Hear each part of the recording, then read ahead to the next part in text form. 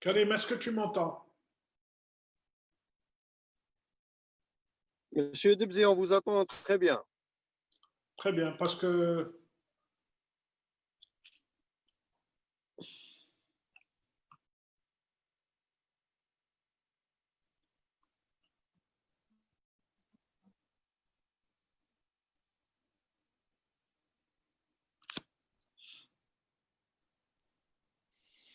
Je suis en train, Nabil, je suis juste en train de partager avec les autres groupes. Dès que je règle la chose, on lance. d'accord, très bien. J'ai coupé le micro. Hein. Ah, c'est toi qui as coupé, d'accord.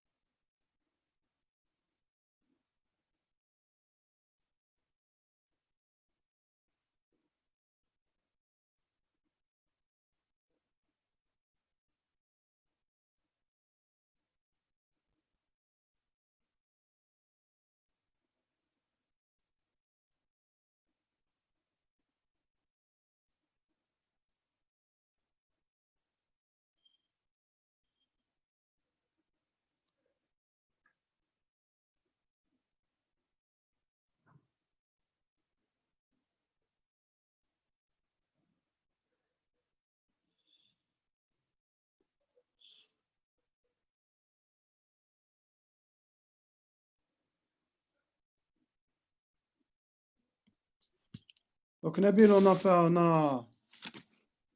j'ai partagé le lien dans les autres groupes.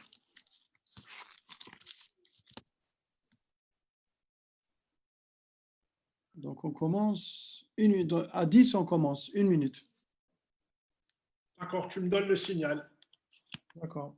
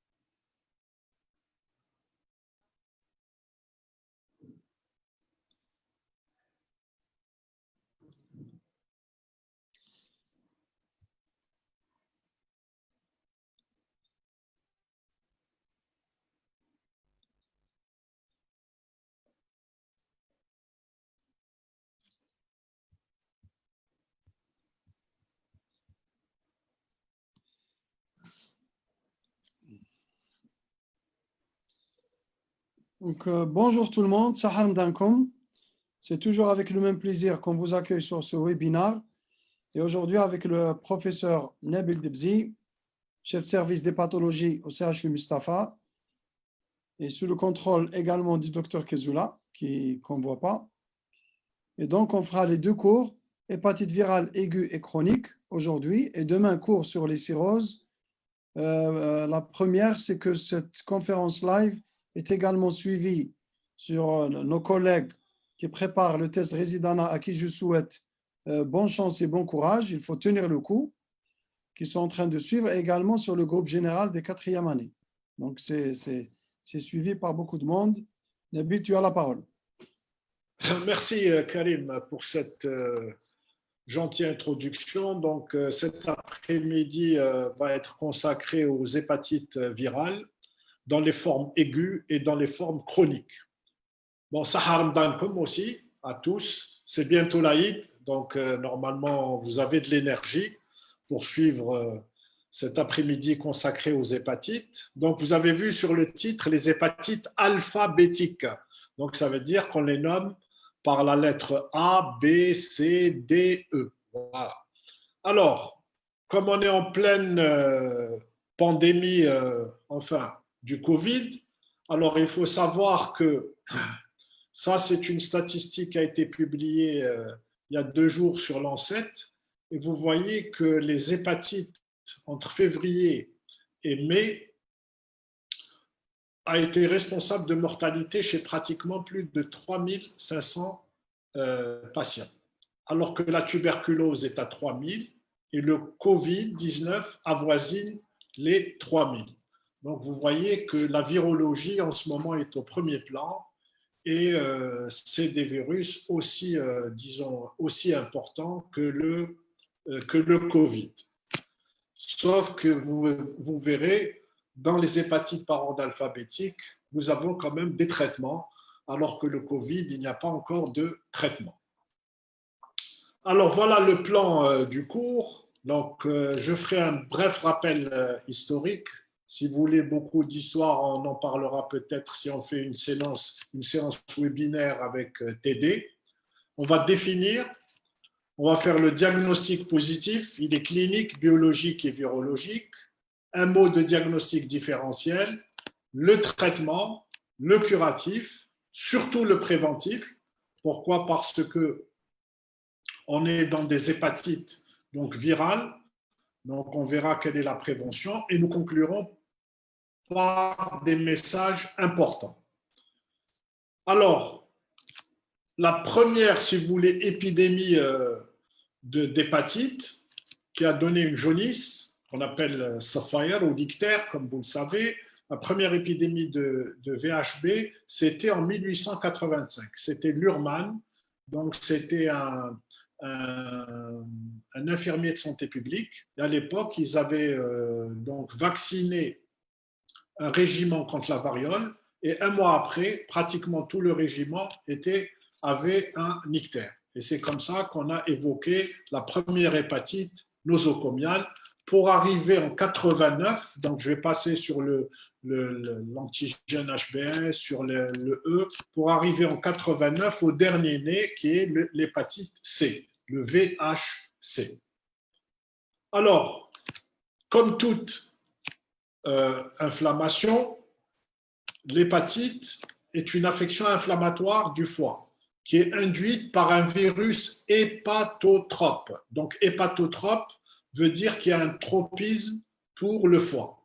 Et elles sont caractérisées par une nécrose hépatocellulaire et une inflammation. Donc, il faut savoir que la destruction de la glande par le virus hépatotrope, que ce soit le A, le B, le C, le D ou le E, va entraîner des signes cliniques, biochimiques et histologiques identiques. C'est-à-dire que la clinique, la biochimie et l'histologie ne pourront pas faire le diagnostic du virus. On verra que c'est le diagnostic virologique qui est le plus important.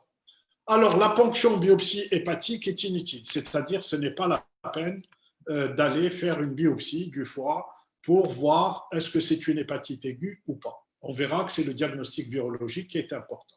Par contre, dans la deuxième partie, on va voir les hépatites chroniques et on verra que pour faire le diagnostic d'hépatite chronique, la biopsie est importante et on a d'autres moyens qui vont concurrencer la biopsie qu'on appelle des méthodes non invasives. Vous avez déjà entendu parler peut-être certainement du FibroScan, cet appareil qui mesure l'élasticité du foie. Alors pourquoi on dit aigu? C'est une question de chronologie. C'est une infection courte. Elle survient en moins de 6 mois. C'est-à-dire que l'organisme, le système immunitaire, va pouvoir éliminer le virus. Donc, pour résumer, c'est une inflammation du foie qui va entraîner une nécrose des hépatocytes. Si on fait la biologie et la biochimie surtout, c'est le syndrome de cytolyse, on ne va pas faire la différence entre les différents virus, mais c'est le diagnostic virologique qui va permettre de le faire. Alors, aigu, c'est moins de 6 mois, c'est-à-dire que le système immunitaire arrive à se débarrasser du virus. Alors, on a dit que le système immunitaire va se débarrasser du virus, mais dans un certain nombre de cas, il ne pourra pas éliminer le virus. Donc, ça va aller vers la chronicité. Alors, quels sont les virus qui sont responsables de la chronicité? Vous en avez 3, le B, D, C. Et si vous avez remarqué, je n'ai pas dit B, C, D, je n'ai pas suivi l'alphabet. J'ai dit B, D, C. Pourquoi? Parce qu'il n'y a pas de D sans B. On verra tout à l'heure que le virus Delta a besoin de l'enveloppe du virus B pour se multiplier. Et donc ces virus, donc le B, D, C, vont vers la chronicité. Par contre, le virus A et le virus E ne vont pas vers la chronicité. Alors pourquoi j'insiste sur la chronicité? On verra tout à l'heure que les virus qui vont vers la chronicité vont donner une hépatite chronique. Et demain, on va voir les cirrhoses.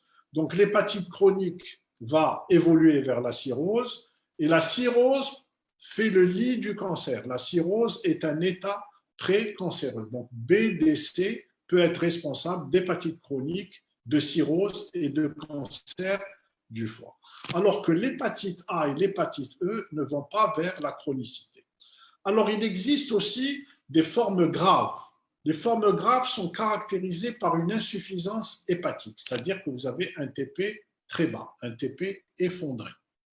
Alors, les formes graves, vous en avez les virus qui peuvent donner la forme grave, donc comme indiqué sur la diapo, vous avez le B, D toujours, B et D ensemble, le B tout seul, le A et le E. Donc le C, pour retenir, le C ne donne pas la forme grave. Le C ne donne pas la forme grave. Donc voilà pour, disons, l'intérêt de l'étude de ces virus, c'est de ne pas laisser ces virus aller vers la chronicité et c'est aussi détecter les formes graves. Mais je vous rassure tout de suite, ces formes aiguës, dans la majorité des cas, elles vont guérir. On le verra dans l'histoire naturelle de ces virus. Alors, on va commencer par les formes graves, qu'on appelle aussi, pour faire la différence avec l'hépatite fulminante. Alors, quelle est la différence entre grave et fulminante? Dans l'hépatite grave, vous avez un facteur 5 ou un TP qui est inférieur à 50%. Et dans la forme fulminante, qu'est-ce qu'il y a? Il y a de l'encéphalopathie hépatique.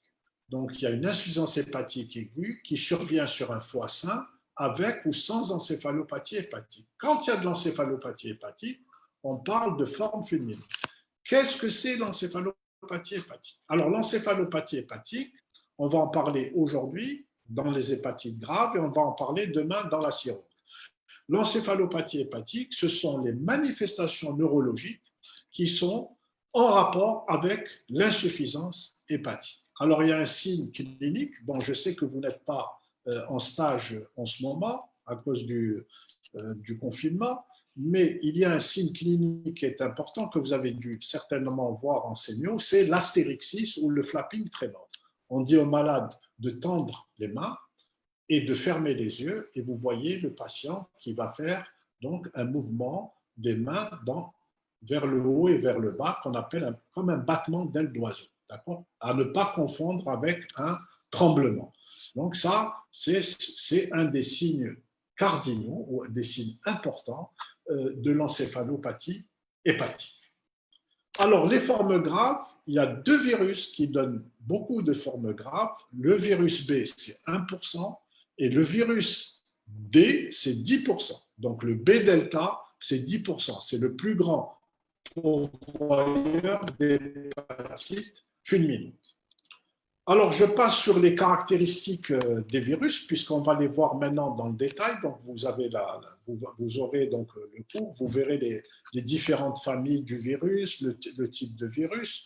Donc, c'est facile disons, à retenir. Il n'y a que le VHB qui est un virus à ADN, donc à acide désoxyribonucléique. Les autres sont tous des virus à ARN, que ce soit le VHA, le VHC, le VHD, le VHE. Alors, autre chose qui est importante, les virus qui vont vers la chronicité, c'est-à-dire le VHB, le VHD, le VHC, sont des virus à transmission parentérale, d'accord? Parentérale. Donc, à partir, par exemple, des dérivés du sang, s'ils ne sont pas contrôlés, ou bien on se fait piquer par du matériel souillé, exemple. Alors, pour le B, ce qui est important, c'est que le virus B est une MST, c'est une maladie sexuellement transmissible.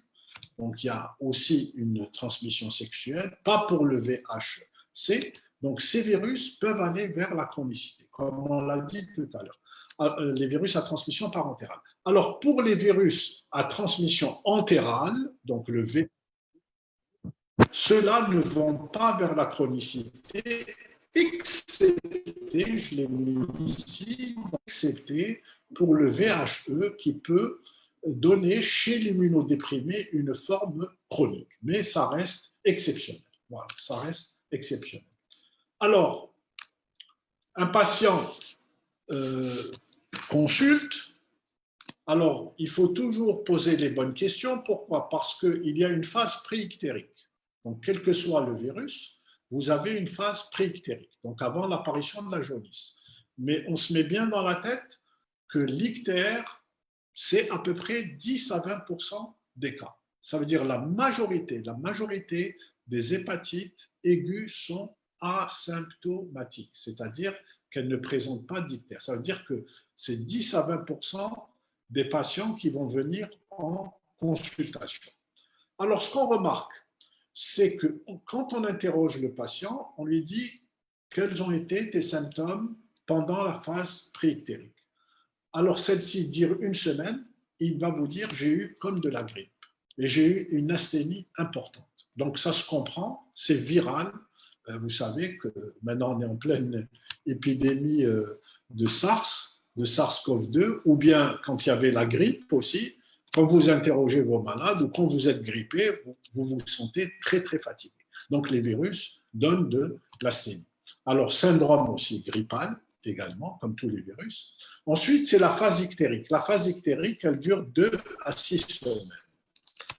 Alors, si vous examinez le patient, vous avez une hépatomégalie dans 60% des cas, mais c'est une hépatomégalie sans caractère spécifique, c'est un foie lisse, et vous avez une splénomégalie petite de type 1 dans 10% des cas. L'ictère, c'est un ictère à bilirubine conjuguée, donc c'est facile, hein, il suffit d'interroger le patient, urine foncée, sel décoloré. Vous pouvez avoir aussi des manifestations extrahépatiques. Pourquoi? Parce qu'il y a des complexes antigènes-anticorps qui vont se déposer dans d'autres tissus de l'organisme. Et parmi ces manifestations extrahépatiques, vous avez le rash cutané, les céphalées et les arthralgies. Donc le virus, si vous voulez, donne une sorte d'atteinte systémique. Vient ensuite la phase de convalescence. Alors sur le plan biologique, donc comme vous l'avez appris en exploration fonctionnelle hépatique, je cherche mes 4 syndromes. Tout d'abord, le syndrome cytolyse. Alors là, il est important. Il est supérieur à 10 fois la normale. Comme on a dit dans la définition, inflammation, nécrose aiguë des hépatocytes. Donc, il y a une grande destruction des hépatocytes. Donc, vous avez des cytolyses qui peuvent atteindre 10, 20, 30, 40 fois la normale. Mais on se met bien dans la tête. Beaucoup confondent et disent que c'est la cytolyse. Alors souvent, il y a des médecins ou des patients qui viennent vous voir et vous disent « Regardez, docteur, j'ai 40 fois de cytolyse ». Ce n'est pas la cytolyse qui est la gravité, c'est l'insuffisance hépatique, c'est TP et facteur 5, comme on l'a vu tout à l'heure dans la définition de l'hépatite grave. On a dit il y a une insuffisance hépatique. Alors, il y a une cholestase. Pourquoi? Parce qu'on a dit l'ictère est à urine foncée, celle décolorée, donc c'est une augmentation de la bilirubine conjuguée, augmentation des phosphatases alcalines et de la gamma-GT. Le TP, c'est lui, le TP est l'élément pronostic, c'est l'examen biologique clé pour le pronostic. Pourquoi? Parce que si vous avez moins de 50% de TP, ça veut dire que le patient a une forme grave. Bien sûr, s'il a de l'encéphalopathie hépatique, il a une forme fulminante. Donc, tout TP inférieur à 50 doit obligatoirement faire hospitaliser le patient. On doit suspecter une forme grave. Bien sûr, si on a le luxe de faire le facteur 5, la proaccélérine, ça permet donc d'avoir le diagnostic de certitude. Mais si je n'ai pas le facteur 5, je peux faire le test de colère, donc donner 80 mg de vitamine K pendant 3 jours et refaire le TP après. S'il y a une correction du TP, c'est une cholestase. S'il n'y a pas de correction du TP, c'est une insuffisance hépatocellulaire, comme vous l'avez appris déjà en sémiologie et déjà dans le cours sur l'exploration fonctionnelle hépatique. Donc, l'exploration fonctionnelle hépatique doit se normaliser dans les 6 mois, comme on l'a dit dans la définition. Le patient va éliminer le virus dans les 6 mois. Sinon, il va aller vers la chronicité. B, D, C. Très bien. Alors, on va voir le diagnostic virologique. Donc, j'ai dit tout à l'heure que rien ne permettait, donc sur les examens biologiques et biochimiques, ou si on s'amuse à faire d'histologie, elle n'est pas indiquée. Donc, rien ne permet de différencier les virus.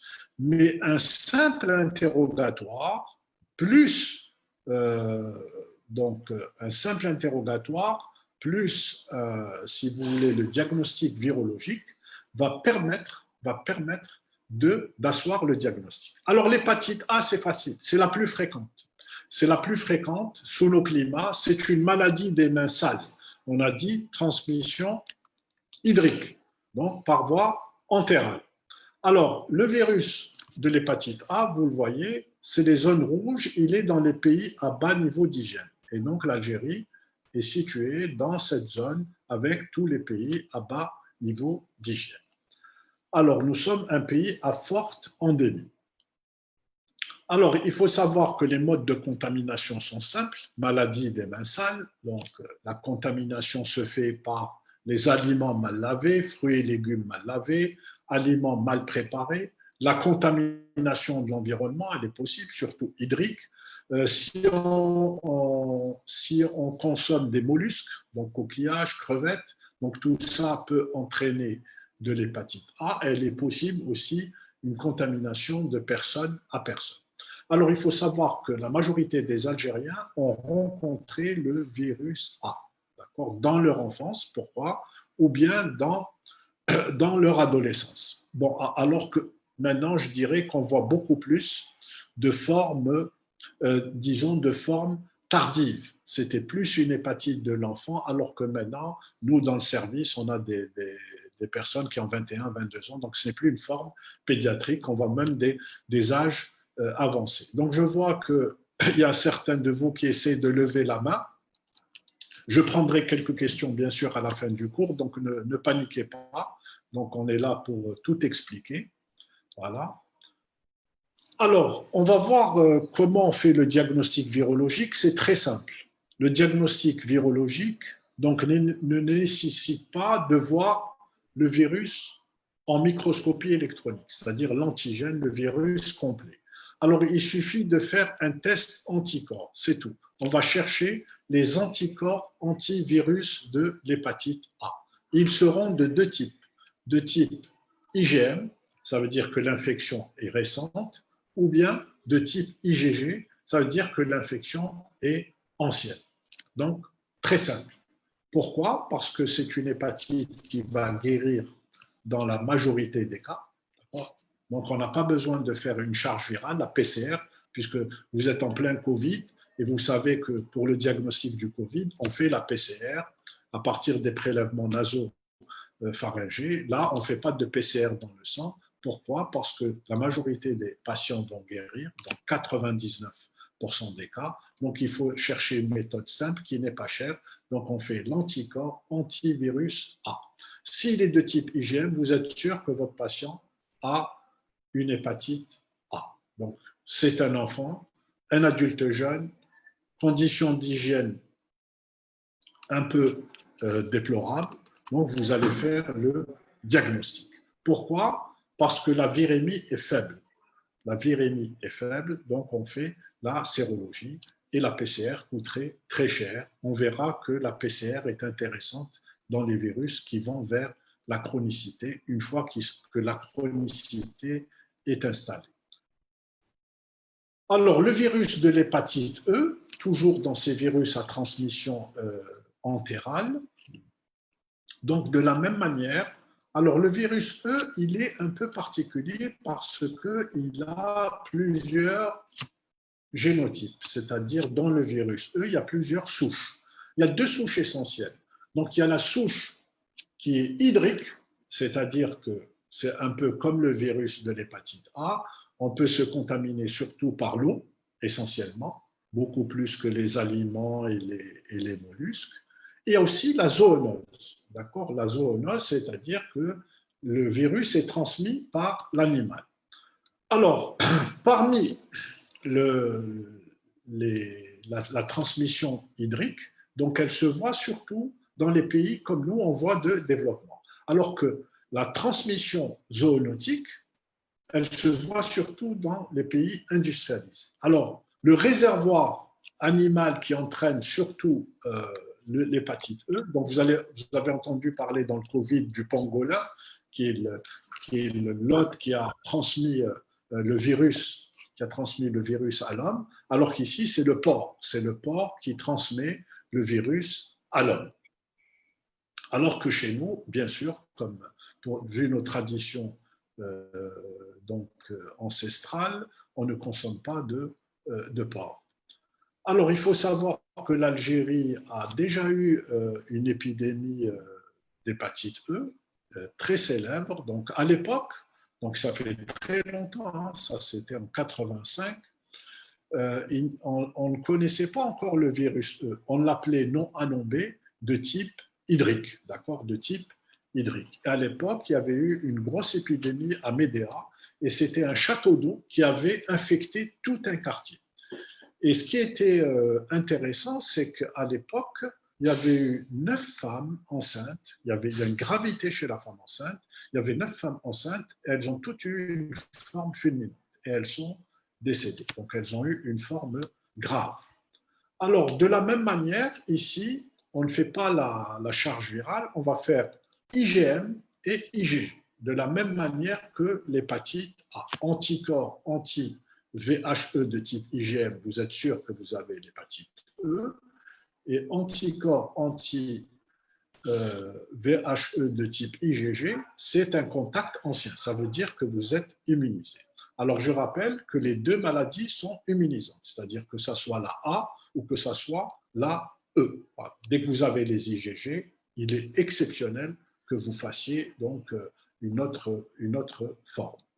Alors, pour résumer, l'hépatite A et E, donc transmission entérale, virus à ARN, pas de chronicité, hépatite fulminante dans la E exceptionnelle, dans la A exceptionnelle. On a dit c'est une hépatite de l'enfant et de l'adolescent. On a dit la majorité des Algériens ont rencontré, c'est-à-dire si on fait une sérologie, si on fait une enquête épidémiologique, on va trouver que 60 à 80% ont rencontré le virus de l'hépatite A. Pour l'hépatite E, il y a deux formes, attention. Il y a la forme hydrique qui existe chez nous. Et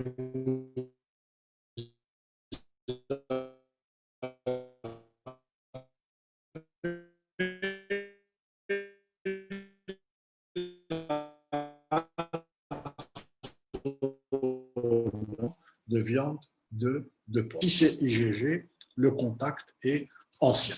Cette première partie concernant les virus à transmission entérale, donc le E et la A. Alors, je vais prendre, avant d'attaquer le virus B, je vais prendre quand même deux petites questions rapides. Docteur, vous pouvez nous répéter les deux slides, hépatite grave, VHB1, VHD, le tableau qui suit, SVP, il y avait une coupure de son, on n'a rien entendu dans cette partie. Très bien. Donc, je vais répéter, il n'y a pas de problème. Alors, SVP, monsieur, je n'ai pas compris la forme fulminante. Donc, très bien. Donc, les deux questions concernent la forme fulminante. Je reviens. Donc, j'ai dit que le virus de l'hépatite B et l'hépatite B et D, c'est-à-dire qu'il n'y a pas de D sans B. Donc, quand il y a un virus B ou un virus D, la forme fulminante se voit dans 1% des cas pour le B et dans 10% des cas pour le D. Qu'est-ce que c'est la forme fulminante? C'est une hépatite grave. Pourquoi on rajoute le mot fulminant? Parce qu'il y a de l'encéphalopathie hépatique. Alors, comment elle est définie, cette hépatite grave? Donc, c'est une insuffisance hépatique aiguë avec ou sans manifestation neurologique. Mais on a dit la manifestation neurologique la plus importante, c'est de rechercher le flapping tremor ou l'astérixis en demandant aux patients de tendre les mains, d'accord, en demandant aux patients de tendre les mains, et on verra donc un mouvement de battement, comme un battement d'aile d'oiseau. C'est ce qu'on appelle le flapping. Là, vous êtes sûr que le patient est en encéphalopathie hépatique. Donc, on avait dit que tout épée inférieur à 50%, tout épée inférieur à 50% doit faire hospitaliser le patient. Alors, j'ai une deuxième question. Si le patient développe les symptômes d'hépatite A ou E, veut dire qu'il n'est pas immunisé, donc il n'aura pas d'IgG. Quel est l'intérêt de les doser? Alors, Romaïssa Belgaïd, non. Non. Si vous avez les IgG, il est immunisé. D'accord? Si vous avez les IgG, il est immunisé. D'accord? Donc, vous avez un patient qui vient avec ictère, vous allez faire la sérologie A, la sérologie B. la sérologie C, la sérologie D et la sérologie E. Donc, si vous savez qu'il est IgG dans le A ou dans le E, vous savez qu'il est immunisé et vous allez chercher une autre cause. Alors, chez les malades sous AVK, est-ce qu'on peut faire le test de colère? Non. Chez les patients sous AVK, c'est une bonne question. On ne fait pas le test de colère. Tout simplement parce que vous allez aggraver. S'il est sous antivitamine K, c'est qu'il a un problème de thrombose. Et si vous mettez de la vitamine K, vous allez aggraver la thrombose. Donc là, pour faire le diagnostic de gravité, c'est le facteur 5. Donc on demande la pro-accélérine. Donc très bonne question pour le moment. Alors, on va voir maintenant l'hépatite B. Alors, comme tout à l'heure, la carte géographie, donc l'Algérie, elle n'est pas dans le rouge, elle est dans le vert. Donc vous avez 3 zones géographiques. Vous avez donc les zones rouges, c'est là où il y a beaucoup de virus, donc l'Afrique subsaharienne, l'Arabie saoudite, et vous avez l'Asie du Sud-Est, et aussi ici vous avez une région, un État des États-Unis, c'est l'Alaska. Donc vous voyez que même aux États-Unis, il y a une zone de haute prévalence de l'hépatite B. L'Algérie est verte, ça veut dire qu'elle est dans les zones de moyenne prévalence. Et vous avez, avec le bassin méditerranéen, et vous avez l'Europe occidentale, l'Amérique du Nord, ici la Norvège, la Suède, ici l'Australie, donc qui sont considérés comme des pays à faible prévalence. Donc on va comprendre pourquoi il y a du rouge, pourquoi il y a du vert et pourquoi il y a du bleu. Bon, c'est tout simple à comprendre, c'est lié au mode de transmission. Donc c'est lié au mode de transmission, on va le voir après. Alors, autre chose importante, il ne faut pas croire que dans un même pays, vous le voyez avec le Covid, il ne faut pas croire que dans un même pays, tout est vert ou tout est bleu. C'est-à-dire, dans un même pays, vous pouvez avoir les 3 couleurs, du bleu, du vert et du rouge. C'est ce qu'on appelle la variabilité épidémiologique interrégion. Alors, on va voir l'histoire naturelle de l'infection B. Alors, ce qui est important, c'est qu'il y a une différence entre une infection aiguë chez un adulte et une infection aiguë chez un enfant. Alors, vous le voyez très bien sur la diapo, l'enfant ou le nouveau-né va aller dans 90 à 95% des cas vers la chronicité, alors qu'un adulte, il va guérir dans 95 à 90% des cas. Donc, l'histoire naturelle est différente entre un adulte et un enfant. Ça, c'est important à retenir. Et c'est facile à retenir. Pourquoi? Parce que le système du nouveau-né n'est pas encore immature. Donc, c'est sa maman qui est infectée et qui lui a transmis le virus à la naissance. Donc, le VHB peut être transmis de la mère à l'enfant. C'est ce qu'on appelle la transmission verticale, mère-enfant. Alors, tout simplement, le système immunitaire étant immature, on le verra dans les hépatites chroniques tout à l'heure, le système immunitaire étant immature, le virus va continuer à se multiplier et va donner une forme chronique, alors que l'adulte va guérir. Alors, chez les patients qui ne guérissent pas, vous avez une hépatite chronique, dans à peu près 10% des cas, une cirrhose qui peut survenir dans un tiers des cas, et un cancer du foie qui va survenir dans 2 à 8% des cas. Alors, sur le plan épidémiologique, l'Algérie est située dans une zone de moyenne prévalence, et donc l'enquête de 98 a montré 2,15% de prévalence. Alors un travail plus intéressant, celui du professeur Ben Salem de l'Institut Pasteur, qui montre qu'il y a des régions, je dis tout à l'heure, c'est pas tout est vert, tout est rouge ou tout est bleu. J'ai dit qu'il y a des zones de haute et de faible prévalence à l'intérieur d'un même pays. Donc si vous voyez la carte de l'Algérie, vous avez beaucoup de virus B à El Oued, à Tébessa, à Sétif, à Bsila, à Alger, Oran, Intimouchent, Béchar et Adrar. Donc vous voyez qu'il y a des zones où il y a plus d'hépatite B. Alors, quels sont les patients à dépister? Alors, ce dépistage, vous savez qu'on fait le dépistage du B, du C et du VIH de la même manière.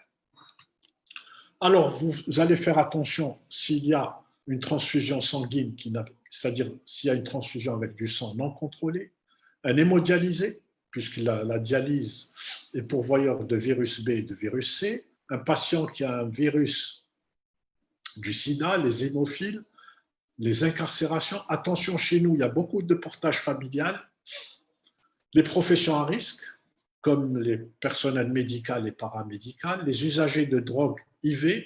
Attention, devant une hypertransaminasémie, il ne faut pas hésiter à demander donc une sérologie, c'est-à-dire quelqu'un qui vient vous voir avec une cytolyse sur les alates, il faut demander une sérologie.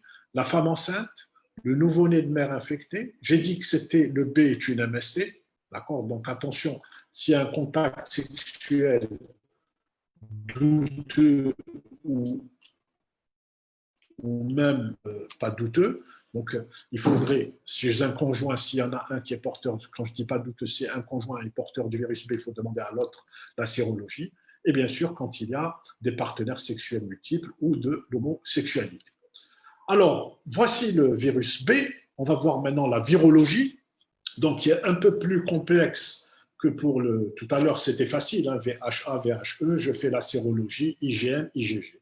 Alors ici, c'est un peu beaucoup plus compliqué. Pourquoi? Parce que le virus B, il a d'abord l'enveloppe. Voilà, elle est là. C'est l'antigène HBS. Donc voilà son enveloppe. Ensuite, à chaque antigène va correspondre un anticorps. Donc celui qui signe la guérison, c'est l'anticorps anti-HBS. Ensuite, vous avez l'antigène HBC.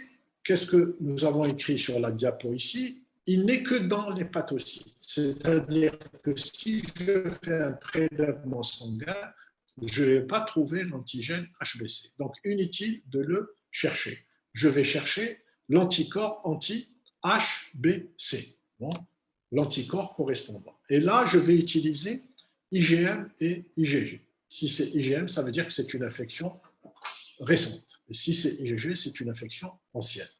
Le troisième antigène qui est intéressant, c'est l'antigène de réplication, c'est-à-dire le patient réplique, c'est-à-dire qu'il a un virus qui est très contagieux et qui se multiplie. C'est l'antigène HBE. Et bien sûr, ce qui correspond, c'est l'anticorps anti-HBE. Donc en fait, si je résume, j'ai 3 antigènes et 3 anticorps. Donc je vois le virus en entier. L'enveloppe, surface, antigène S de surface, l'antigène HBC-C qui veut dire capside, donc enveloppe du noyau, et l'antigène HBE qui est une protéine de la réplication qui n'est pas une structure physique, on ne voit pas ici. Pourquoi? Elle vient à partir de l'ADN. Vous avez l'ADN ici pardon, ça c'est l'enveloppe et vous avez l'ADN ici, donc qui vient de l'ADN, d'accord, qui vient de l'ADN. Alors, il y a aussi la charge virale, la PCR. Donc là aussi, la PCR, on ne va pas la demander. On ne va pas la demander. On verra que c'est intéressant dans la chronicité et on verra dans la transmission verticale, elle est également intéressante chez la femme enceinte, puisqu'on peut traiter la femme enceinte qui est porteuse du virus pour qu'elle ne transmette pas le virus à son. Alors, on va évoluer les marqueurs chez un patient qui a une hépatite aiguë. Alors, le premier antigène à apparaître, c'est l'antigène HBS. Ensuite, l'antigène HBE.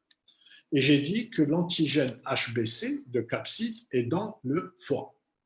Donc, on va chercher son anticorps correspondant, qui est l'anti-HBC IgM. Donc, si vous voulez, l'antigène n'apparaît pas, mais l'anti-HBC fait office d'antigène, c'est-à-dire il peut apparaître comme ça, puisqu'il vient avec les antigènes, les 2 premiers antigènes. Donc, je peux l'utiliser pour dire que c'est une infection aiguë. Pourquoi? Parce que je vais trouver l'anti-HBC de type IgM.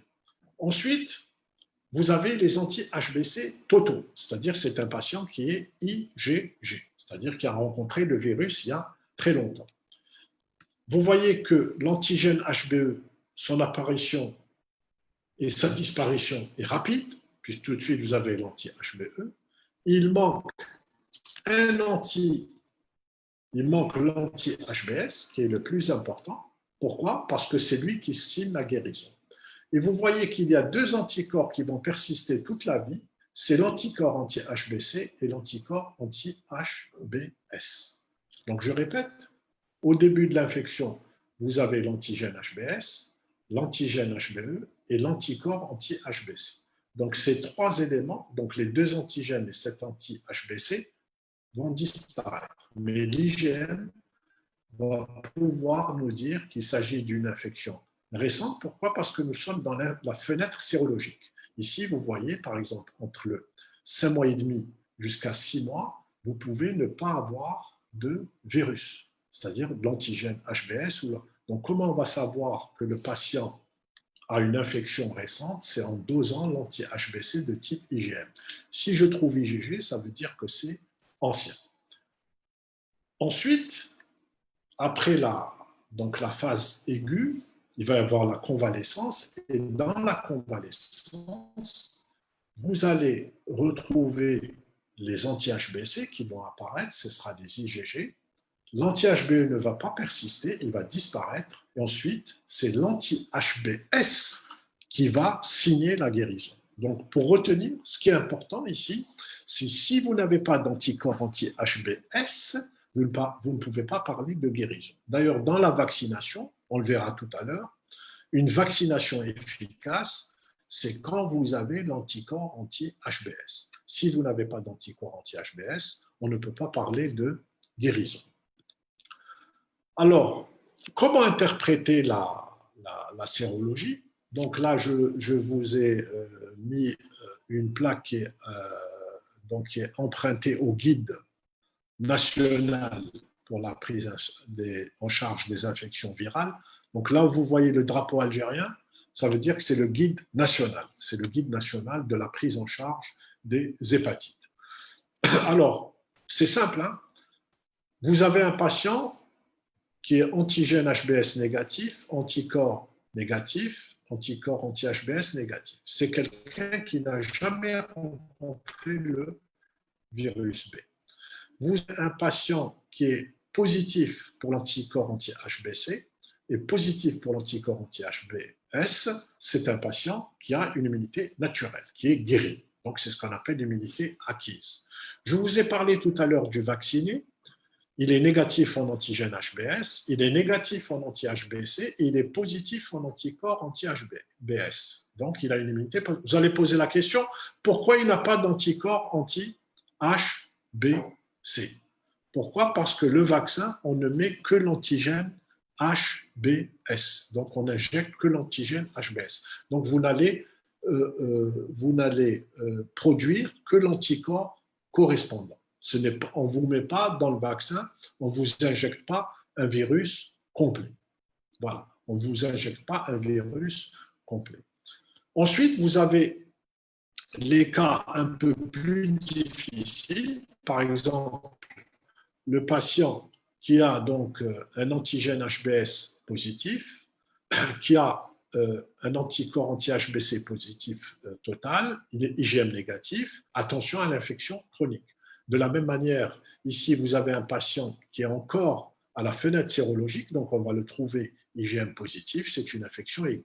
Maintenant, le plus difficile à interpréter, c'est quand vous avez des anti-HBC IgG isolés, uniquement, c'est-à-dire il n'y a pas d'antigène HBS, il n'y a pas d'anticorps anti-HBS. Alors, souvent, c'est une infection résolue, c'est-à-dire qu'il n'a pas les anticorps anti-HBS au titre protecteur, c'est-à-dire qu'ils ne sont pas détectés par la technique. Ils existent, mais ils ne sont pas détectés par la technique. Il y a des faux positifs qui sont possibles, ou bien c'est une infection chronique à faible réplication, ou bien c'est l'infection aiguë qui est en voie de guérison. Donc, pour résumer, finalement, j'ai dit tout à l'heure qu'on avait quand même 5 marqueurs dans le sang. L'antigène HBS, l'antigène HBE, et on avait les 3 anticorps, HBC, HBE et HBS. Finalement, pour le dépistage, je n'utilise pas les 5. J'utilise que 3. L'antigène HBS, l'anticorps anti-HBC et l'anticorps anti-HBS. C'est-à-dire avec 3 marqueurs, je peux raisonner. Ce n'est pas la peine d'avoir les 5 marqueurs. Pourquoi? Je saurai le sujet qui est guéri parce qu'il aura de l'anticorps anti-HBS plus l'anticorps anti-HBC. Je saurai le sujet qui a été vacciné, comme vous, externe ou médecin. Il n'aura que l'anticorps anti-HBS. Le porteur de l'antigène HBS, après, il faudra faire la différence. Est-ce qu'il est aigu ou chronique? C'est l'IgM, c'est l'anticorps anti-HBC de type IgM qui va pouvoir faire la différence. Et le cas le plus difficile, c'est le patient qui a l'anticorps anti-HBC isolé, seul. La majorité des cas, on va dire, c'est une infection B résolue, mais attention à l'infection chronique. Attention à l'infection chronique. Alors, je vais parler du delta, donc du virus D. On l'a dit en introduction, il n'y a pas de B sans, il n'y a pas de D sans B. Pourquoi? Comme vous le voyez sur le schéma, c'est un virus à ARN, mais il a besoin de l'antigène HBS. Pourquoi? Parce que c'est un ARN seul, et il a besoin donc d'une enveloppe. Donc, il va utiliser l'enveloppe du virus B. Il va utiliser l'enveloppe du virus B.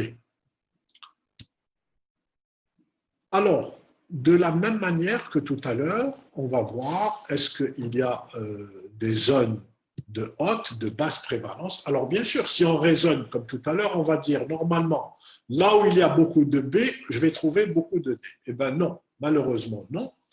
Pourquoi? Parce que déjà le virus D est un virus particulier, c'est un virus seul, comme ça, ARN, il a besoin d'une enveloppe, il ne survient que dans des conditions très particulières. Alors ces conditions particulières sont l'immunodépression, c'est-à-dire vous allez le trouver essentiellement chez l'immunodéprimé. Donc essentiellement chez l'immunodéprimé. Alors vous allez voir que ici, l'Algérie, elle est considérée comme faible dans tout le Maghreb, hein, et vous avez des zones de haute prévalence, par exemple ici en Europe, essentiellement en Bulgarie, en Moldavie, ici en Moldavie. Vous avez aussi des zones intermédiaires comme la Turquie. En Afrique, vous avez la République centrafricaine. Vous avez le Brésil, qui est aussi connu pour le VHD. Et dans le Maghreb, on a la Mauritanie aussi. Alors, il donne 2 types d'hépatites.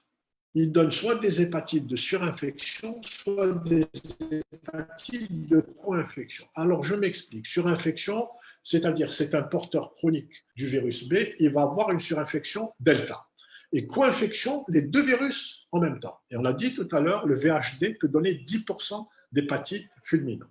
Alors, voilà, c'est comme on l'a dit tout à l'heure. Donc, co-infection ou surinfection, vous avez donc de grands pourvoyeurs d'hépatite fulminante. Par exemple, un sérotype qui a un virus B, on se méfie, il peut faire une surinfection delta. Et si vous prenez le VHB seul, l'hépatite fulminante, c'est 1% des cas. Et vous allez avoir une guérison dans 60 à 80% des cas pour l'infection aiguë. D'accord, pour l'infection aiguë, vous allez avoir 60 à 80% de guérison, alors que dans la surinfection, uniquement 5 à 10%. Et vous avez aussi une évolution vers la chronicité qui est plus importante. Qui dit chronicité va dire cirrhose et carcinome hépatocellulaire. C'est-à-dire, c'est simple, si j'ai un B plus D, un B plus delta, je vais avoir plus de risques d'hépatite fulminante et je vais avoir plus de risques d'hépatite chronique et de cirrhose. Donc la co-infection est plus sévère que la mono-infection. Donc c'est facile à comprendre. Donc soit hépatite de surinfection ou soit hépatite de co-infection. Alors ici, pour le diagnostic virologique, c'est un peu plus compliqué. Pourquoi? Parce que on va faire un diagnostic indirect. On va chercher d'abord les anticorps antivirus delta. Alors, ils sont là, anticorps antivirus delta de type IgM, et je vais faire la PCR. La PCR, ici, est obligatoire, c'est-à-dire que je dois chercher la charge virale du D. Parce que si je fais la sérologie seule, je ne pourrais pas dire si mon patient a une cicatrice d'infection uniquement, ou bien s'il est infecté par le virus Delta. Donc, si j'ai l'IgM négatif et l'ARN négatif, c'est une infection ancienne et résolue. Si j'ai de l'IgM positif et l'ARN est positif, c'est une infection aiguë ou chronique. Alors, pas de panique, je sais qu'ici, IgM, c'est la seule exception, c'est dans le delta où on peut avoir un IgM dans du chronique. Pourquoi? Parce que la protéine IgM a une durée de vie plus longue dans le delta. C'est la seule exception. Mais normalement, IgM veut dire infection aiguë récente. Mais c'est la seule exception. Si vous avez IgM négatif et ARN positif, c'est une infection aiguë ou chronique. Donc, pour résumer, si je trouve un patient qui a un anticorps anti-delta positif, ça ne veut pas dire qu'il est en infection delta. Je dois faire la PCR, la charge virale. Si la charge virale est positive, il a une infection delta. Qu'elle soit aiguë ou chronique, il a une infection delta. Donc l'anticorps anti-VHD et le dépistage, ce n'est pas suffisant. Il faut faire la charge virale. Alors, avant de passer à l'hépatite C, je vais prendre quelques questions là parce que j'en ai quelques-unes. Alors, Badra, elle est en avance. Elle me dit, docteur, concernant le portage inactif, comment le diagnostiquer? Alors, le portage inactif, on va en parler tout à l'heure. Pourquoi? Parce que c'est quelqu'un qui n'a pas guéri de l'hépatite B aiguë et qui est devenu chronique. Donc, il a l'antigène HBS et sa charge virale est inférieure à 2000 unités. Ça veut dire que son virus ne se réplique pas. C'est ça le portage inactif. Donc, tu en avances. Très bien. Alors, SVP, docteur, pourquoi l'anti-HBE ne persiste pas? Donc, ça, c'est des questions, comment dire, métaphysiques, existentielles. Alors, uniquement, c'est une durée de vie de protéines. Donc, la protéine qui va persister, c'est l'anticorps anti-HBS. Donc, si vous avez l'anticorps anti-HBS, vous êtes guéri. D'accord? Et cette protéine va rester toute la vie. Et j'ai dit aussi, dans l'immunité naturelle, l'anticorps anti-HBC, qui va persister toute la vie. D'accord? Ne persiste pas. Pourquoi? Parce que c'est sa durée de vie. Avec le temps, elle va disparaître. Donc, c'est la cinétique. C'est sa cinétique qui est comme ça. Alors, ensuite, spectateur anonyme. C'est l'anticorps anti-HBS ou anticorps qui marque la guérison. Alors, je répète, c'est l'anticorps anti-HBS, c'est-à-dire celui qui correspond à l'antigène HBS de surface qui marque la guérison. Et on verra dans les hépatites chroniques, c'est une guérison fonctionnelle. Par exemple, si vous êtes sous chimiothérapie ou sous immunosuppresseur, vous pouvez réactiver le virus. Voilà, très bien. Alors, spectateur anonyme, est-ce que le vaccin de l'hépatite B a des effets secondaires à long terme? Donc ça, c'est une polémique, on va passer. Il ne donne pas la sclérose en plaques, d'accord? Il ne donne pas, d'accord? Donc on passe sur ça. Sauf si vous avez des antécédents familiaux de sclérose en plaques, il ne faut pas faire le vaccin. Si vous n'en avez pas, il faut faire le vaccin. C'est une recommandation. Il n'y a aucune preuve que le vaccin donne la sclérose en plaques. Voilà. Donc je passe. On va passer à l'hépatite C maintenant. Alors, l'hépatite C, c'était avant, on l'appelait avant, donc avant qu'on découvre en 89, hein, on savait qu'avant 89, hein, dans les années 40, dans les années 50, on savait que quand on transfusait des patients, c'est une hépatite post-transfusionnelle et pas de transmission sexuelle. Ce n'est pas une MST. Il y a le virus B est une maladie sexuellement transmissible. Le VHC n'est pas une MST, d'accord? C'est très important. Parce que je vois que certains médecins donnent des conseils de protection sexuelle à des patients qui ont l'hépatite C. Donc, c'est illogique. Alors, c'est une hépatite post-transfusionnelle. Donc, on savait dans les années 40, 50, quand on transfusait des patients, un mois après, ils faisaient une hépatite aiguë et qui allait vers la chronicité. Donc, ça, le virus C, c'est un virus de la chronicité.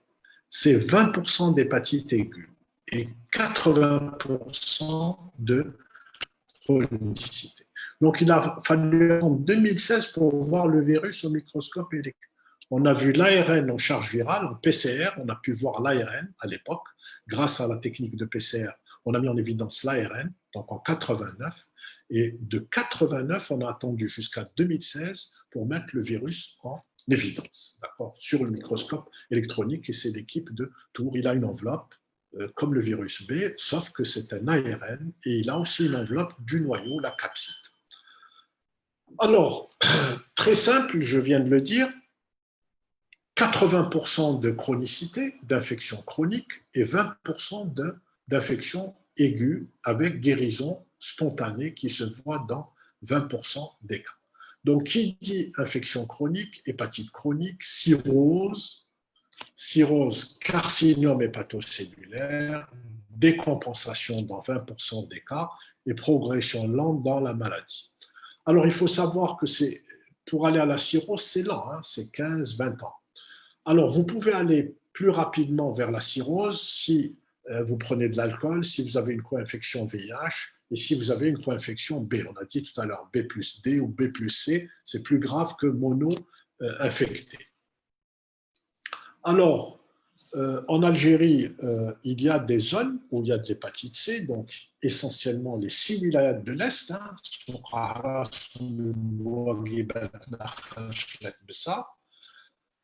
au centre Alger, à l'ouest, centre-ouest Tissemsilt, et à l'ouest, Ain Timouched, Sidi Bel Abbas. Donc voilà, c'est toujours Madame Ben Salem. Vous voyez déjà les zones qui nous intéressent dans notre pays, qui sont donc des foyers d'hépatite C. Alors, j'ai dit c'est un virus de la chronicité, mais on peut faire le diagnostic d'une hépatite aiguë. C'est exceptionnel de le faire, mais on peut le faire.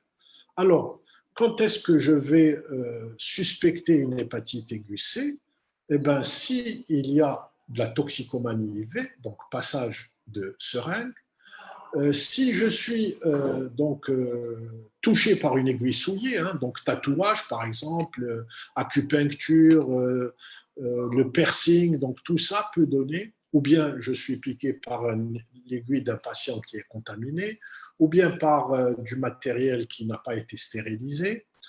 La dialyse, hein, je l'ai dit, c'est important. Chez nous, il y a pratiquement presque 28% de dialysés qui sont en contact, qui ont été infectés par le virus C. Alors, j'ai dit que ce n'est pas une maladie sexuellement transmissible, mais dans le milieu homosexuel, il est possible qu'il y ait donc une transmission sexuelle. Pourquoi? Parce qu'ils font des rapports sexuels sanglants en utilisant donc des objets contondants, et ça peut donc faire pénétrer le virus. D'accord? Et ça peut faire pénétrer.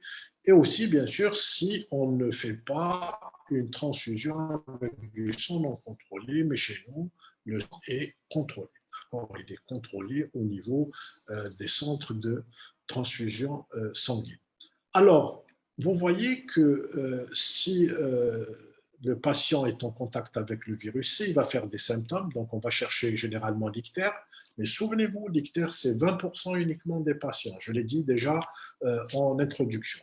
Donc, c'est 20% des patients.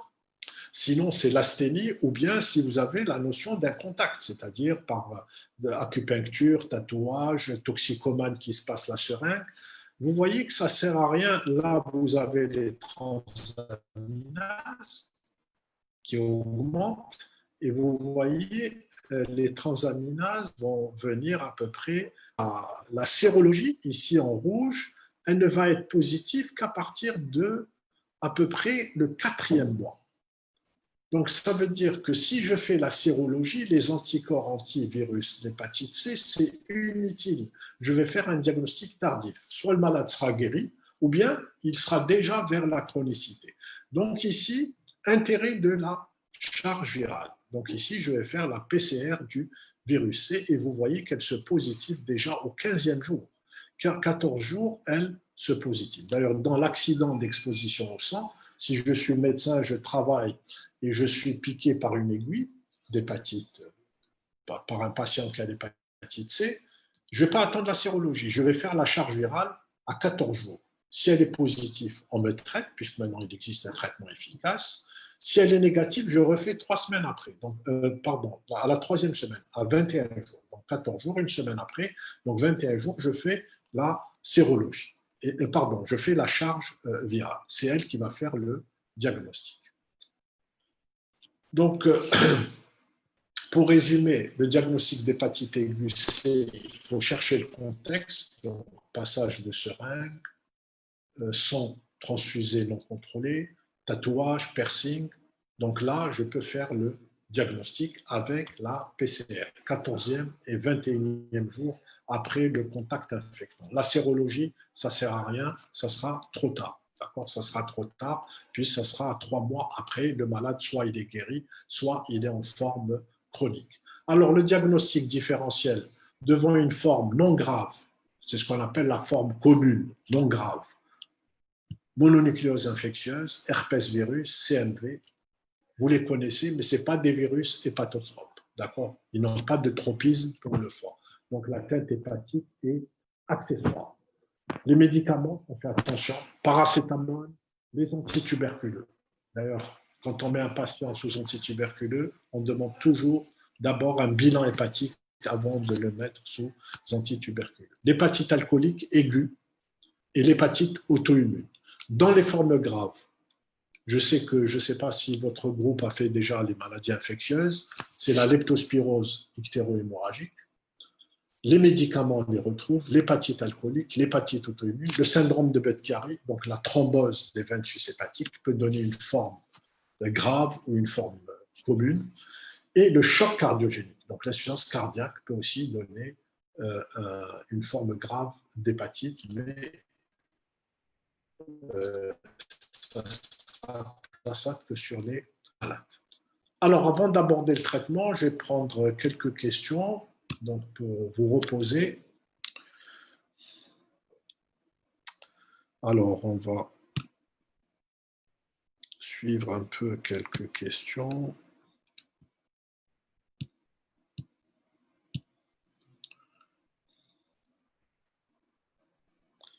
Alors, quelle est la différence entre une sérologie de quelqu'un vacciné et de quelqu'un qui a une atteinte récente? Donc, c'est très simple. Quelqu'un qui a le virus, il a l'antigène HBS, d'accord? Donc, c'est clair. Quelqu'un qui est vacciné, tu ne vas pas trouver l'antigène HBS, tu vas trouver l'anticorps anti-HBS seul, d'accord? Donc, c'est très simple. Donc, c'est la présence de l'antigène. C'est ça qui fait la différence. Deuxième, alors, pour le dépistage de l'hépatite B, quelles sont les sérologies utilisées? Donc, on utilise la technique ELISA et il y a 3 marqueurs, c'est tout. J'ai dit, ce n'est pas la peine de faire les 5 marqueurs. J'utilise l'antigène HBS, l'anticorps anti-HBC et l'anticorps anti-HBS. Pourquoi? Parce qu'avec ces 3 marqueurs, je peux raisonner. S'il a de l'antigène HBS, ça veut dire qu'il est porteur du virus. S'il a l'anticorps anti-HBC et l'anticorps anti-HBS, les deux, il a une immunité naturelle. Il a rencontré le virus, il est guéri. Il a l'anticorps anti-HBS seul, question précédente, ça veut dire qu'il est vacciné. D'accord? Donc c'est facile, 3 marqueurs. Alors, Zacharia, si le patient présente une infection B plus D, est-ce qu'on traite le VHB et l'autre va automatiquement disparaître? Donc, bonne question. Alors, quand vous avez un virus, 2 virus, il y en a toujours un qui réprime l'autre. C'est-à-dire, il y en a toujours un qui va gagner l'autre. Vous avez toujours, donc, co-infection, par exemple, VHB, VHC, c'est soit le C qui va gagner, soit le D. Malheureusement, dans B plus D, c'est le D qui gagne. D'accord? Généralement, c'est le D qui gagne. Et on verra que le traitement du D, il est décevant. On n'a qu'une molécule qui est l'interféron. C'est tout. Il y a une molécule. Très bien, bonne question. Alors, ensuite,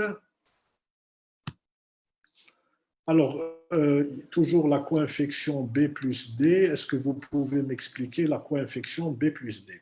Alors, j'ai dit le virus, soit il donne une co-infection, c'est-à-dire les deux virus vont infecter le patient. Pas de chance, c'est-à-dire tu es là, tu es assis, tu as B plus D qui t'attaque. Voilà, c'est ce qu'on appelle la co-infection.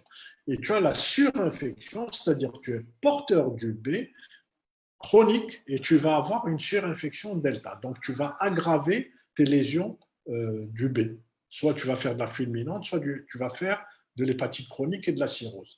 Et dans la co-infection, la même chose. Tu vas faire soit beaucoup de chronicité ou bien de la fulminante. Donc, soit par co-infection, les deux virus en même temps, ou bien la surinfection, tu es porteur et il va y avoir une surinfection.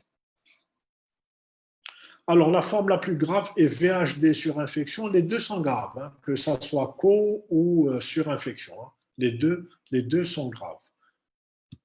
Très bien. Alors, le diagnostic de VHD, c'est simple. Le diagnostic de VHD, j'ai dit, je fais la sérologie du VHD, anticorps anti-VHD.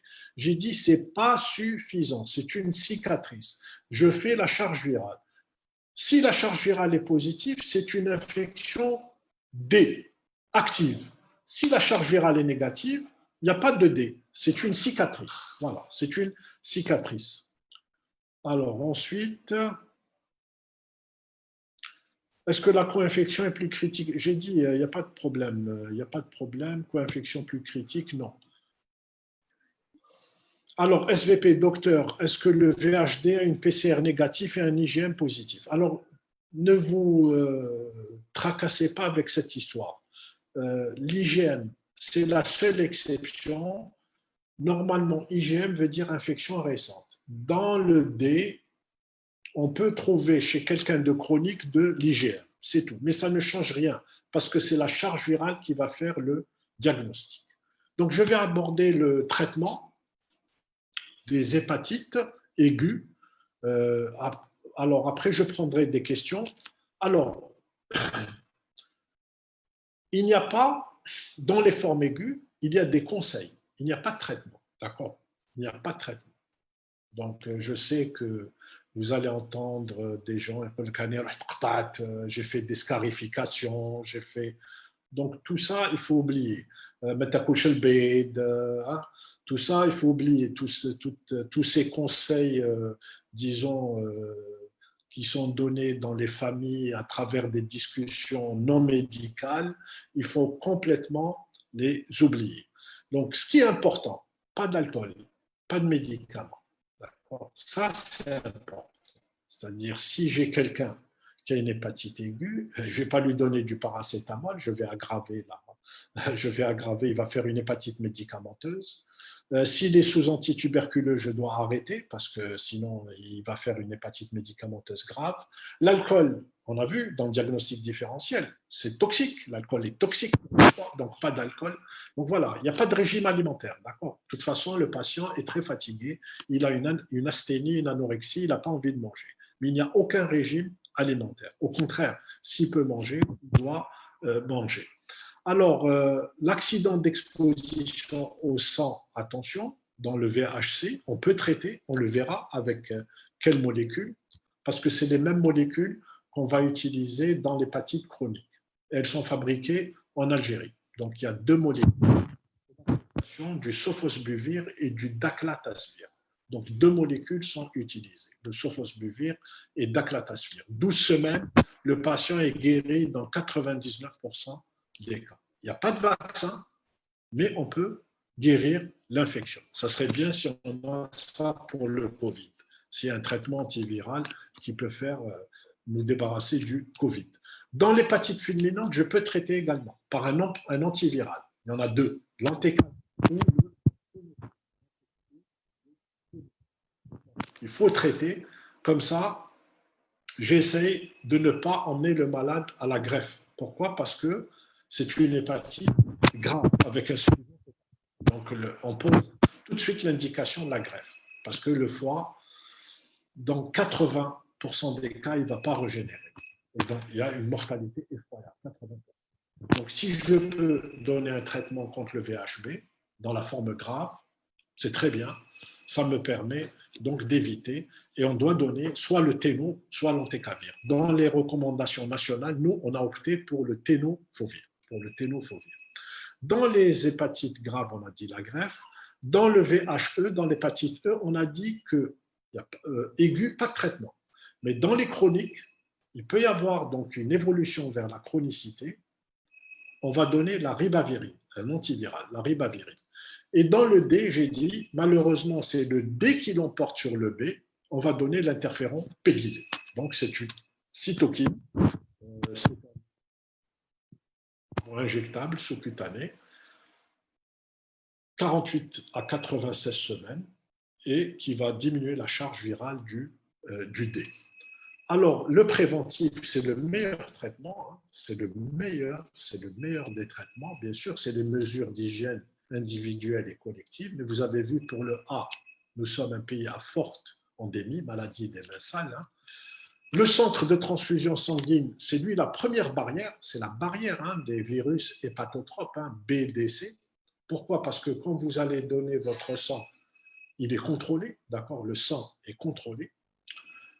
Il faut lutter contre les infections nosocomiales, donc ça c'est le soignant, c'est nous, donc il ne faut pas qu'on transmette l'hépatite B, D, C. Pourquoi? Par le matériel qui n'est pas stérilisé, donc il faut promouvoir tout ce qui est jetable, hein. Il faut travailler avec le jetable.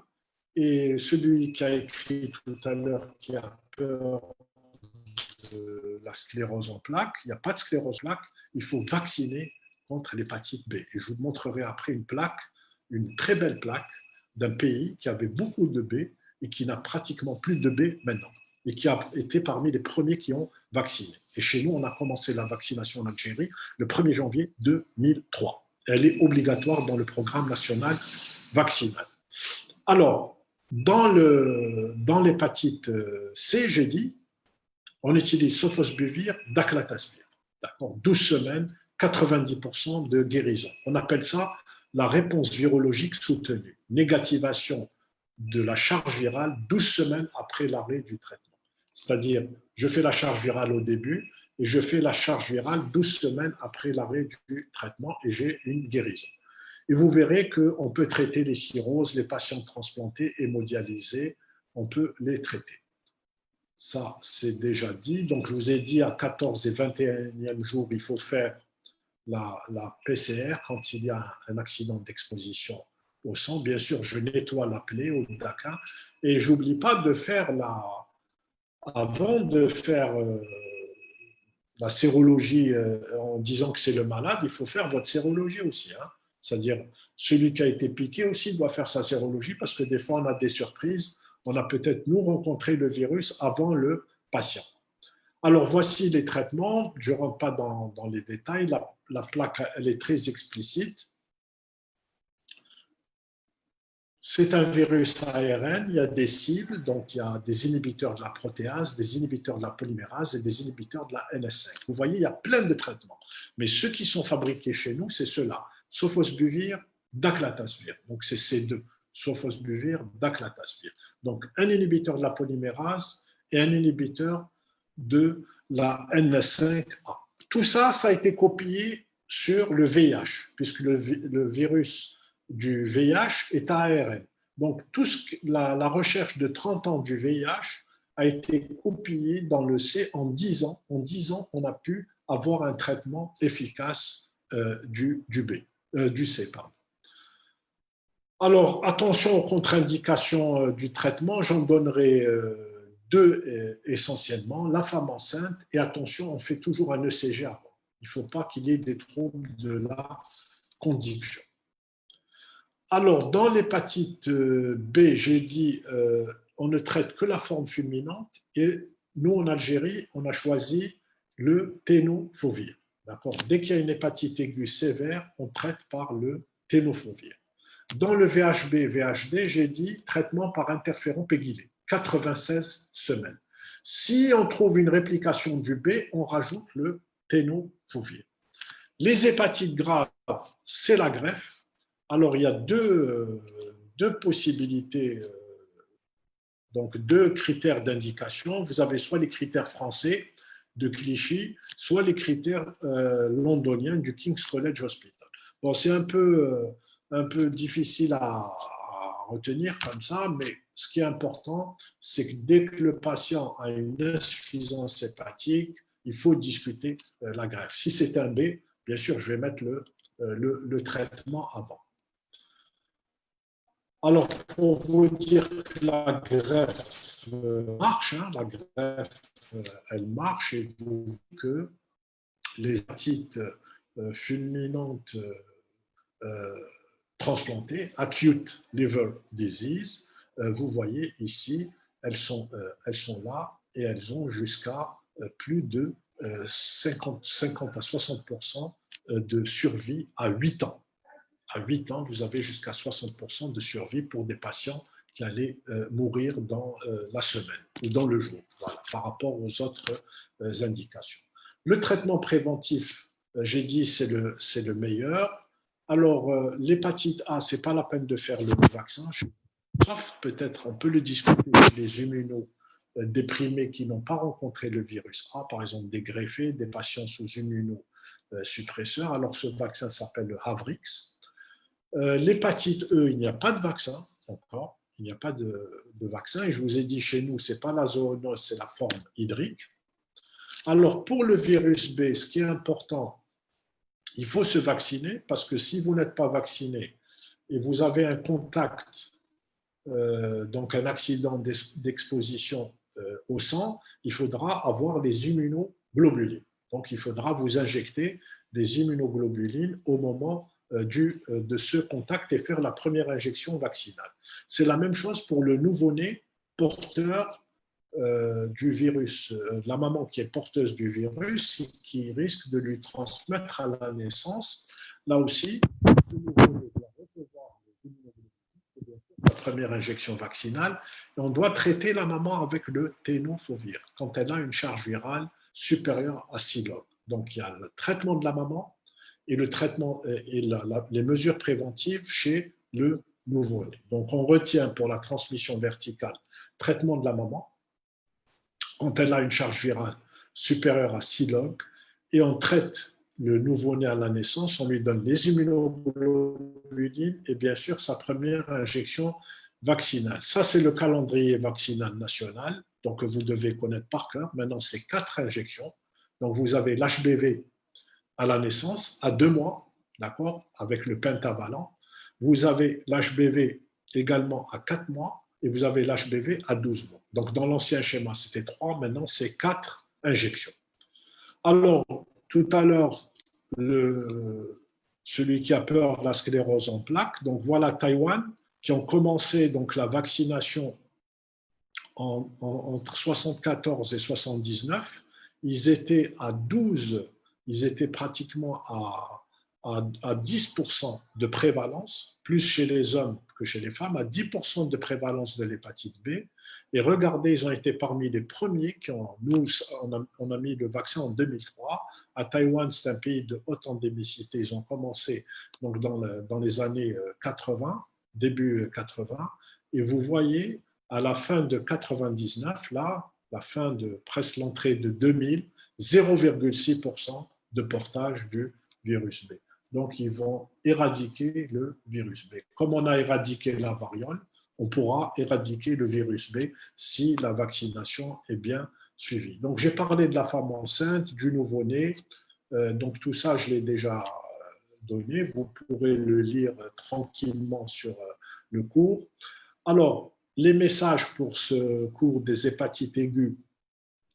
Le VHB et VHD pourvoyeur d'hépatite fulminante, il y a indication des antiviraux. Le VHC, accident d'exposition au sang, je peux traiter avec sofosbuvir, daclatasvir. Le VHA, il n'y a pas d'indication du vaccin en Algérie, sauf peut-être chez les immunodéprimés. Pour le VHE, on peut proposer la ribavirine chez les immunodéprimés. Donc, le meilleur traitement, je n'ai pas mis le VHD. Pourquoi? Parce que le meilleur traitement du VHD, c'est de vacciner contre le B. Alors, je vais faire un peu la publicité pour le vaccin. C'est le premier vaccin opérationnel contre un cancer, puisque si vous êtes vacciné, vous n'aurez pas d'hépatite chronique, ni de cirrhose B, ni de cancer cellulaire et c'est un vaccin 2 en 1.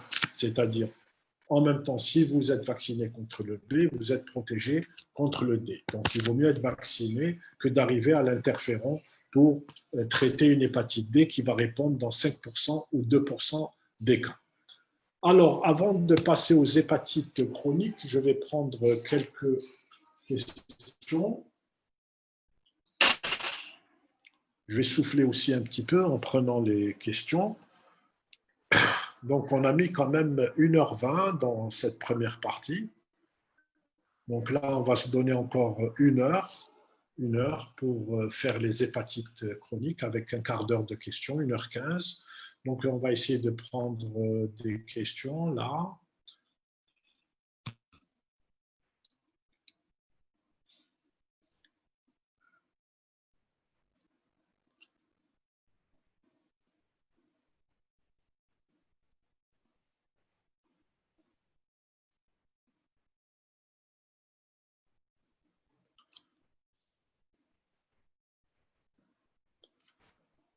Alors, Iman, elle s'inquiète.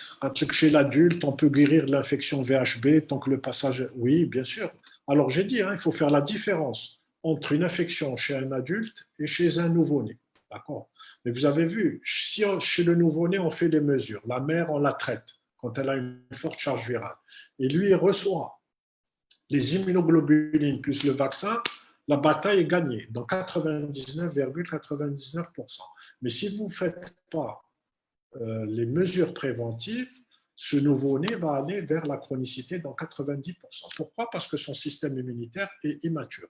Si vous prenez un adulte, le système immunitaire étant complet, va guérir dans 90% des cas. Donc là, je pense que c'est entendu et c'est bien compris.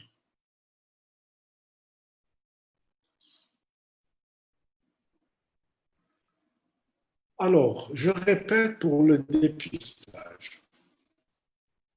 Pour le dépistage, j'ai dit il y a 3 marqueurs. Vous ouvrez les oreilles. Il faut ouvrir les oreilles. Donc, j'ai dit pour le dépistage, il y a 3 marqueurs. L'antigène HBS, l'anticorps anti-HBC et l'anticorps anti-HBS. Donc, il y a un seul antigène et 2 anticorps. Je n'ai pas besoin de faire 5. Je fais 3. Si le patient est antigène HBS positif, c'est clair, il est infecté par le B, il est infecté, il a de l'antigène HBS. Bien sûr, je vais compléter après la sérologie, je vais faire l'antigène HBE. Maintenant, il est antigène HBS négatif. Et il reste les 2 autres marqueurs, l'anticorps anti-HBC, mais je les demande en même temps, l'anticorps anti-HBC et l'anticorps anti-HBS. Si l'antigène HBS est négatif et les 2 anticorps positifs, anticorps anti-HBC et anticorps anti-HBS, ça veut dire qu'il a rencontré.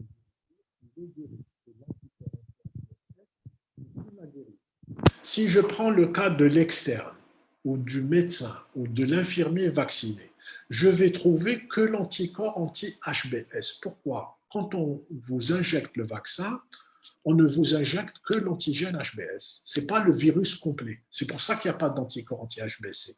On vous met que l'antigène. Donc, vous allez développer l'anticorps correspondant. J'espère que c'est compris. Il reste les cas difficiles, pas difficiles, mais à discuter. Un patient qui a un anti-HBC seul, isolé.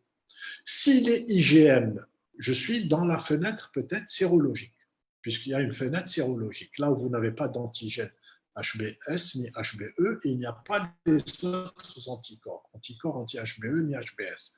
Donc s'il est IgM, je suis peut-être probablement en infection aiguë. Maintenant, s'il est IgG, ça peut être un contact ancien et il n'a pas guéri, il n'a pas les anticorps anti-HBS. Voilà. Si j'ai un doute, je demande une charge virale pour éliminer une infection chronique par le virus B. Alors ça, je pense que je ne vais pas le répéter. C'est les mêmes questions.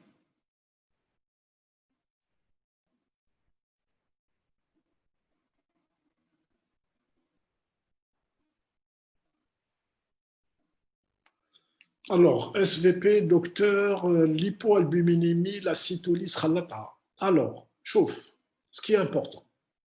Quand vous avez fait l'exploration fonctionnelle hépatique, il y a 4 syndromes.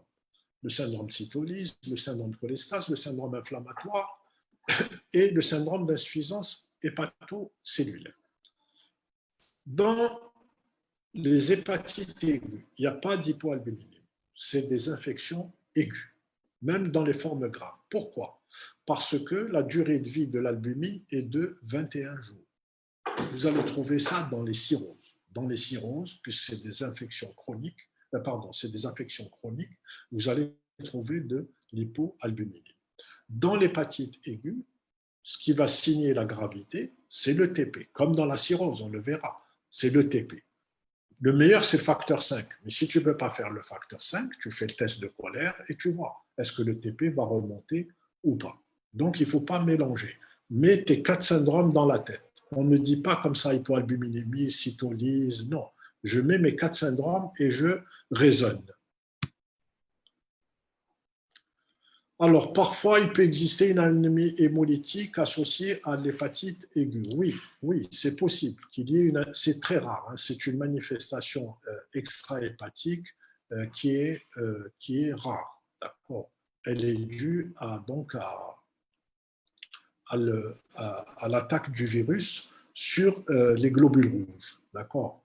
Bien sûr, elle sera à test de Coombs négatif. D'accord. Alors, traitement dans la surinfection, co-infection ou surinfection, ça va être la même chose. J'ai dit tout à l'heure, c'est l'interféron dans le delta. S'il y a du B, je peux rajouter du tenofovir.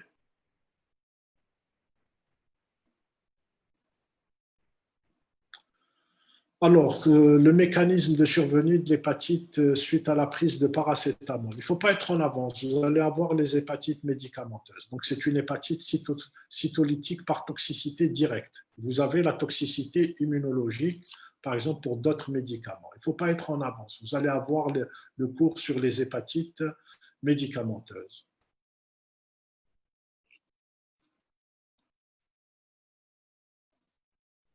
Alors, pour les antiviraux, on a dit, je vais répéter un peu le traitement et après on va faire des hépatites chroniques. Alors, il n'y a pas de traitement des hépatites aiguës forme commune. D'accord. Il y a des conseils, puisque la majorité des malades vont guérir. La majorité vont guérir. D'accord. Il n'y a pas, donc il y a des conseils. Pas de médicaments. Maintenant, j'ai dit, dans l'accident d'exposition au sang au VHC, je peux donner sérol anti-VHC. Dans l'hépatite fulminante B, à virus B, je peux donner le tenofovir pour essayer d'échapper à l'indication de greffe. Et chez la femme enceinte qui est porteuse du virus B, si elle a une charge virale élevée, pour réduire la transmission du virus au nouveau-né pendant l'accouchement, je vais lui donner le dernier trimestre de la grossesse le tenofovir. Voilà. Donc voilà les indications, plus l'interféron dans l'hépatite D. Voilà les indications. Sinon, dans les formes communes, il n'y a pas de. Et j'ai parlé aussi du VHE qui peut aller vers la chronicité. On peut donner la ribavirine, mais c'est exceptionnel, c'est dans des cas exceptionnels. Donc voilà pour le cours sur le sur les hépatites aiguës. Donc on va passer maintenant aux hépatites chroniques. Donc donnez-moi juste le temps d'ouvrir le second. Donc je vais aller sur mon PC.